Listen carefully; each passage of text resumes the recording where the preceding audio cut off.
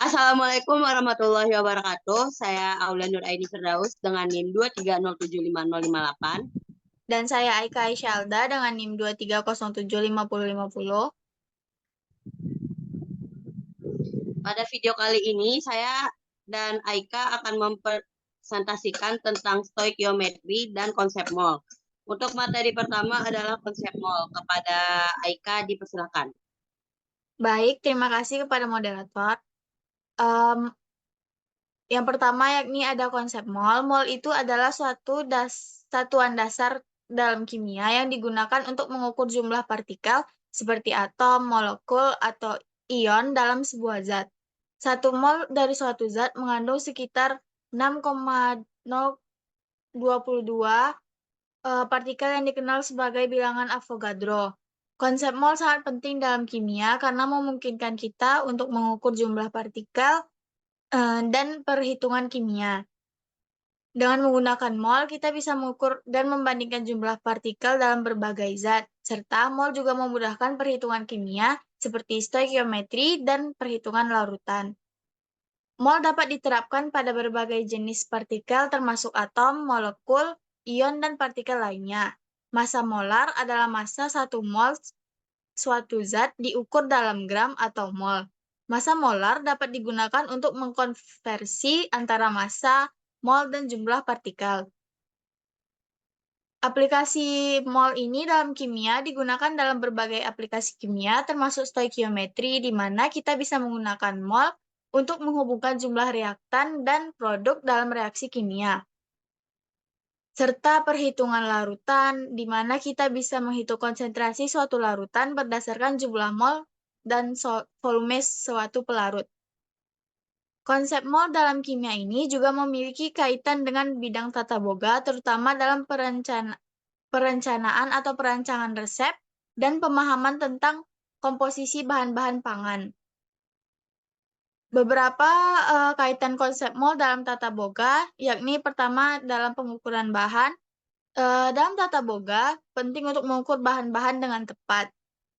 Dalam konsep mol, itu kita dapat membantu mengonversi antara berat dan volume, serta memastikan proporsi bahan yang tepat untuk resep kita nanti. Yang kedua, itu perubahan kimia. Beberapa proses memasak melibatkan reaksi kimia, seperti fermentasi atau proses pemanasan. Konsep mol ini dapat membantu dalam memahami perubahan kimia yang terjadi selama proses memasak dan bagaimana hal tersebut mempengaruhi sifat dan rasa makanan. Yang ketiga ada stoikiometri dalam resep. Konsep stoikiometri ini berkaitan dengan perbandingan mol dalam reaksi kimia.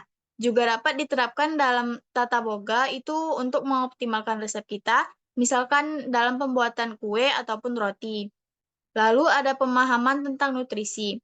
Dengan menggunakan konsep mol ini, ahli gizi itu biasanya dapat memahami komposisi kimia dari makanan seperti jumlah karbohidratnya, protein, dan lemak dalam suatu sajian yang penting untuk perencanaan diet yang seimbang.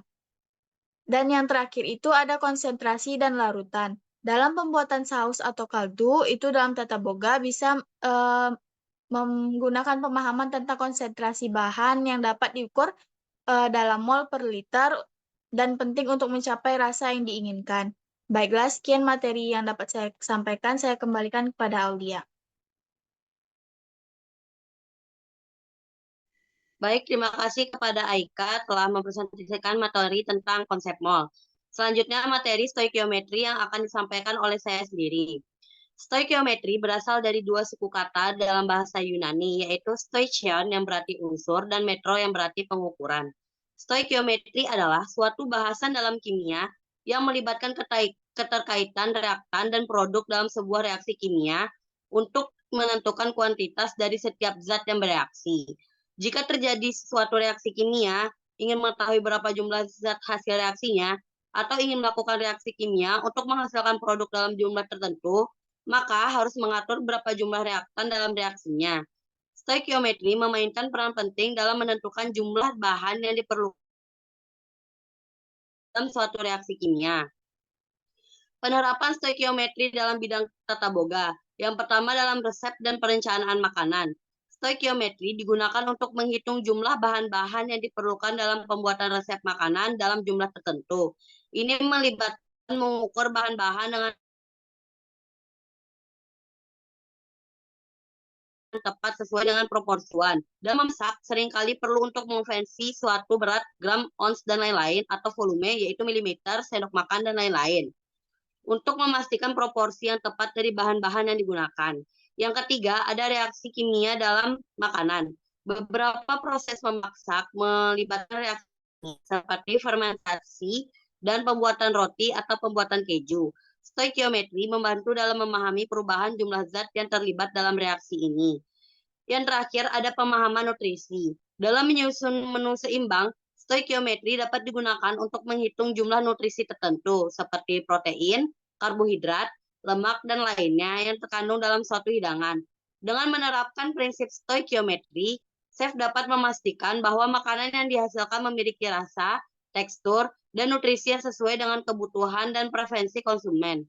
Baiklah, hanya itu materi yang dapat kami sampaikan. Mohon maaf jika ada kesalahan kata ataupun video. Saya akhiri dengan wassalamualaikum warahmatullahi wabarakatuh.